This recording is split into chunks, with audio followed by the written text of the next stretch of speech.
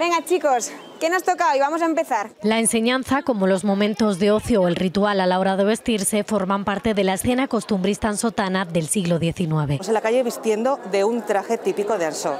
Lo normal es hacerlo en un ropero y nadie sabe lo que cuesta. Con el objetivo de darlo a conocer, hoy, como cada último domingo de agosto, esta localidad pirenaica regresa al pasado para mostrarnos su indumentaria tradicional. Les llevo el traje de fiesta que antiguamente lo usaban para pasear, ir de fiesta. Lo solían llevar las mujeres casadas para ir a misa y para los eventos religiosos que hubiera. La niña va de periquillo, de hecho el gorrete es un poco el nombre, ¿no?, que le da a este traje. Y así hasta un total de 14 tipos de trajes para las diferentes ocasiones del día, una de las indumentarias más antiguas de Europa y toda una seña de identidad en este municipio. Es mostrar nuestro mayor bien patrimonial, el que más nos identifica. Una fiesta de interés turístico nacional que cada año congrega a cientos de visitantes. Muy chulo, algo muy lindo, muy lindo. Ya conocía los trajes porque soy jacetana, somos vecinos, pero verlo así tan intensamente y explicándote todo, pues la verdad que no tiene nada que ver. No es el primer año que venimos, pero bueno,